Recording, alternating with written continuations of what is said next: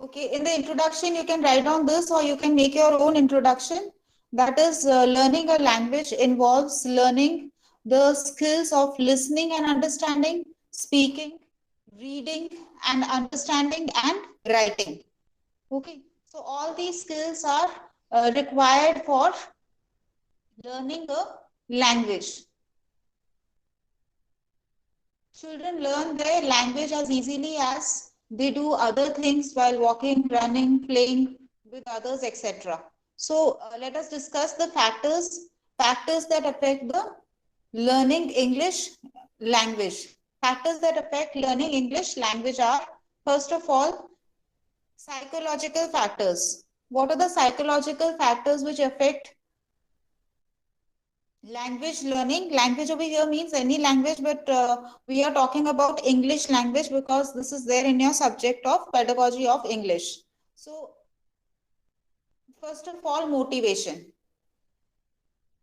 If the student is motivated to learn, then only he can learn nicely, okay, and he will have interest in studying that subject. So, the desire to learn is perhaps the foremost factor in any language learning. So how can we motivate the students to learn the language? A teacher should start with activities which students like to do, such as greetings, okay, saying rhymes, coloring pictures, drawing on the blackboard, so that the students develop interest in learning the language. They are motivated to learn, like the teacher can give a star to the student, or she can give some toffees, or okay, that way she can motivate the child to learn the language.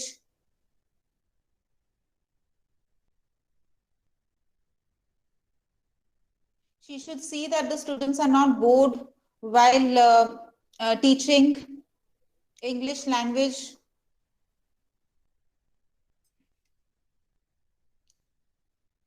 Some activities can be conducted to develop interest. Then another psychological factor is maturation. Let me see if some student wants to admit. Okay.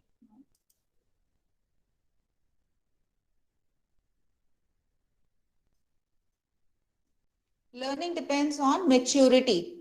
If the individual is mature to learn a particular language, he will learn effectively. He will learn it faster. Okay, so maturation is one factor, psychological factor. Then readiness, whether the learner is ready to learn or not. If the learner is not ready to learn, then he will not be able to learn the language. So if the learner is ready to learn a language, he will learn it very quickly. So readiness is another factor. We have to make the students ready, first of all, to learn a language. Attitude and aptitude. If positive attitude is there, then the learner will learn faster. Aptitude over here is the talent or the skill which has to be developed in language learning. So that is another factor which affects language learning. Capacity. Greater the capacity of the learner, better he can learn a language. Then attention and interest. Better learning of a language takes place when the teacher arouses attention and interest of the students. So the teacher can ask questions to the students to find out whether the students are listening or not, whether they are interested or not. Then memory. A learner who has good memory learns language quickly and effectively. Then mental health. Mentally healthy child can learn the language better than the child who is not. So the child has to be alert also, and daydreaming also is there among the students. That also the teacher has to see that mentally the students are alert or not, they are hearing or not, they are ready to listen to the teacher or not. So mental health plays a vital role in language learning. Goal. Learning depends upon the goal. Appropriate, stronger, and clear goal is conducive to learn a language. Will. The stronger the will and determination of the student, the effective will be the learning of a language. Then intelligence, it is positively related factor. Greater intelligence means greater language learning. Mental fatigue, freshness promotes learning a language effectively. Okay, so students should not get bored.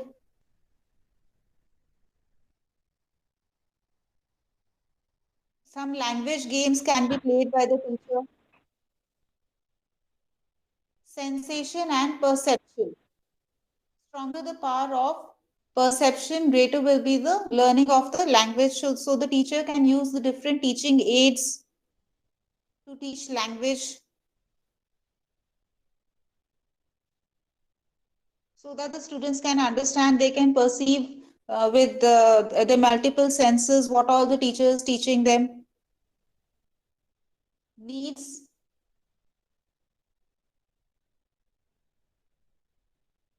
Physiological, psychological, educational, vocational, and social needs of the learner are conducive to learning. Aspiration, high level of aspiration facilitates the learning. So you have 15 points, you can explain it yourself. Okay, you can add what all you have understood. Explanation in your own language you can do. These are all the psychological factors which affect the language learning.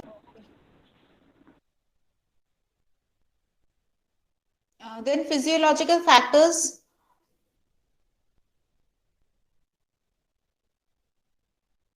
Language through speech and exposure. We have discussed earlier that practice and repetition is very much important in language learning. So speech and exposure to the language is very much important. The greater the exposure to the language, the earlier they start speaking. They over here means the students. Unless the child is exposed to a language in a spoken form, he cannot start speaking. So the environment has to be there in which English language has to be spoken by the teacher, or the students are told to speak in English language only in the classroom. The principle of speech and exposure implies that the teacher should. Now let us see what are the principles of speech and exposure, what the teacher should do. Expose the students to the English language by speaking it for them to listen. So more of activities can be conducted by the teacher in English language where speaking skill is enhanced. The students have to listen to English language. Also make sure that what he says in teaching English is understood by them by using the teaching aids. So the teacher can ask questions frequently to find out whether the students are understanding or not. By using teaching aids, say the word, phrases, and sentences at normal conversational speed with correct pronunciation, with correct stress and intonation. The rhythm has to be proper when the teacher speaks English language. The more the students listen to the language, the better they will be able to speak. Food and nutrition is also very much important for language learning. Poor food and nutrition have an adverse effect on learning any subject. We know that. So this is another physiological factor. Then drugs. Studies have shown that alcoholic and narcotic drugs, use of tobacco, and all these items are harmful for the neuromuscular system of the body. And so it hampers language learning. Physiological defects like handicaps, and there are some special needs children. So these all affect the language learning. Different sort of teaching aids should be provided for them to enhance language learning.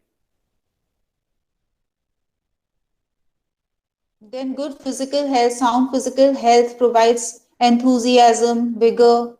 So better learning will be there if your health is okay. Then age research studies have shown that learning efficiency increases with the age to a certain extent, and then it remains stationary and then ultimately tends to decrease when you become more old. Then let us move on to the social factors. Which are the social factors which affect the language learning?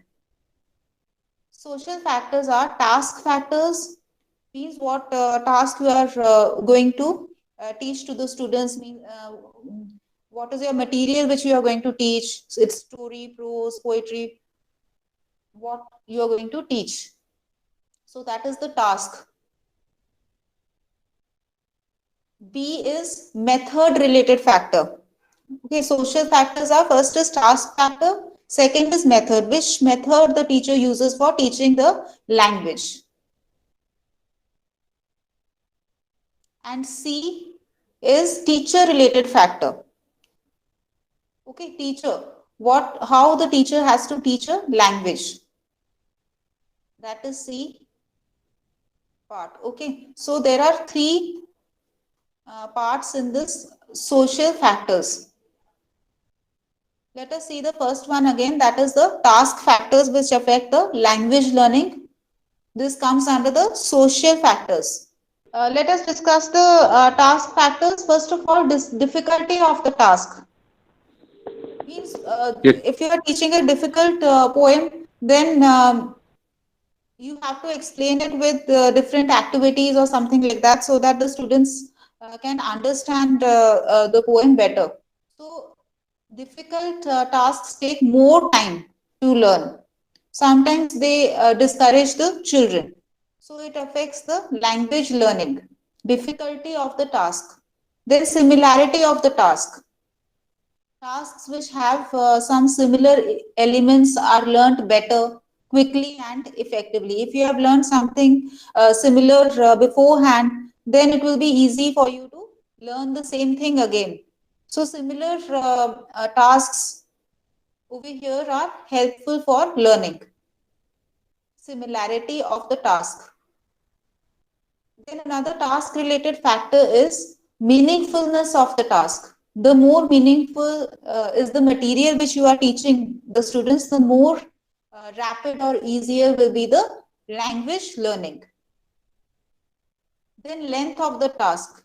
If the task is too lengthy, then the students might get bored. So the longer the task, the more difficult it is to be learnt. Task over here means what all you are going to teach to the students, the material which you are going to teach. Appropriateness of the task. The subject matter should be appropriate to the age level, maturity level, intelligence, and the interest of the students. So, appropriate tasks should be selected for the students class wise or grade wise. Pleasantness or unpleasantness of the task. Pleasant tasks are learned more quickly than the unpleasant ones. Means this is the interest of the students, where the student has interest in that task, he is going to learn better than the other one. So these were the task related factors which come under the social factors. Then B part of the social factor, that is method related factor, which method should be used for teaching language by the teacher. Language exists in the situations. Language cannot function without a proper situation. We use a language when we are placed in a situation. This principle of learning implies that the teacher should make his teaching meaningful.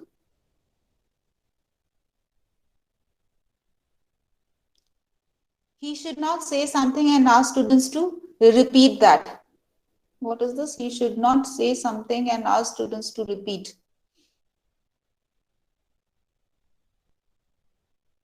Means he should find out whether the students have understood it or not.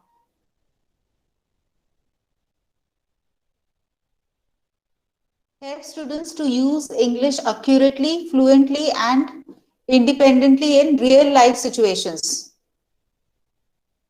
So over here, the teacher can conduct some play in the class and she can assign the roles to the students where the students have to speak dialogues.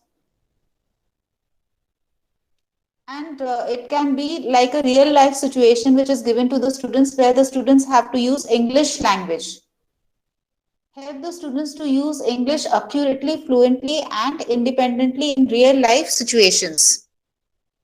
Present the language items in the class in meaningful situations related to students' life experiences. So the students can be told to write their own experience in the diary, and then later on they can read that experience, and other students can listen in English language. So that way they will be able to discuss about their real life experiences in English language. Get students to practice using the language items in similar situations.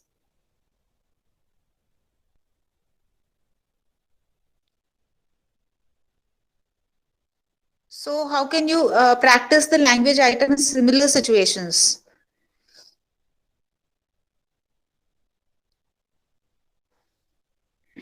Means the students can be taken to some museum or some field visits which is related to the chapter. Okay, and then they can write down the report in English language.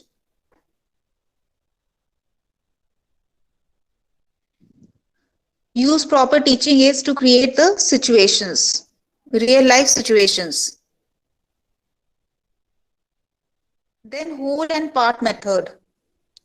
Learning language by whole method is intelligent learning. Part method may be used to teach letter writing, application, notice making, etc. So when you are teaching letter writing or application, you are giving the steps to the students. That is the part method. Otherwise, when you are teaching some story or poetry, the whole method can be used. Means you are giving the moral of the story, or you are teaching the whole summary, or it is taught together. Okay, like in science also, when we show the whole flower to the students and then later on we give the parts to the students, so that is whole to part method. So according to your chapter, you have to see whether whole method has to be used or part method has to be used to develop the interest of the students. Then practice is very much important in language learning.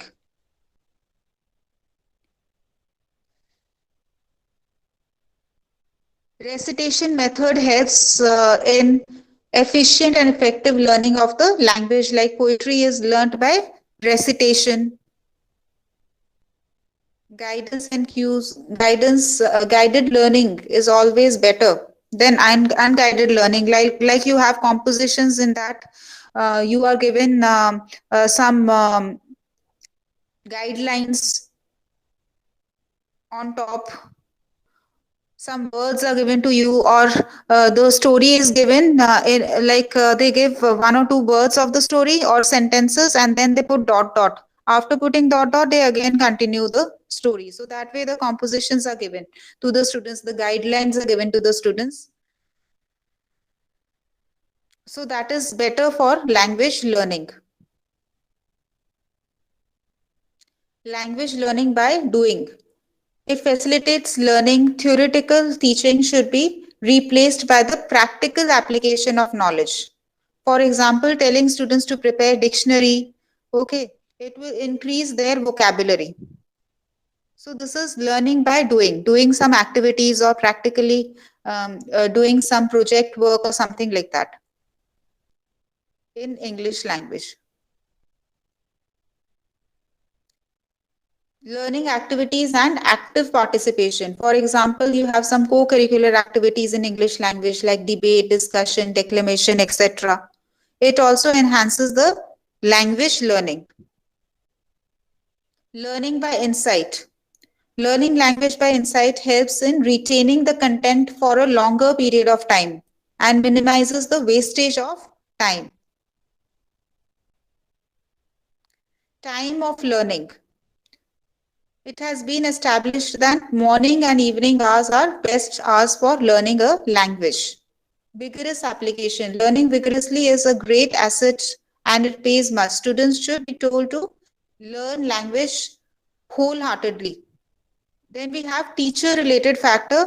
These are also the social factors. Under the social factors, you have to write the teacher related factors. A teacher should have proper knowledge of the subject and should be efficient.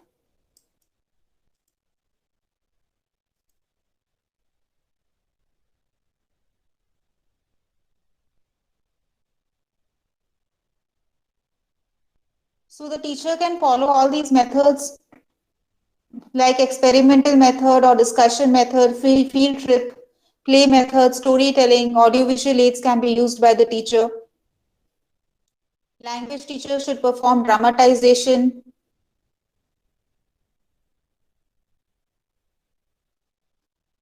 Learning is facilitated by the use of maxims of teaching, like known to unknown. What are the whatever the students know, okay, that should be taught first, and later imaginary things can be taught to the students which are unknown to the students. Then also simple tasks can be taught in the beginning, and then later on complex tasks can be given to the students. Like we teach simple sentences, then we teach the complex sentences. Okay. Easy to difficult. So all these maxims have to be followed by teaching English language, particular to general maxim, atmospheric and working conditions.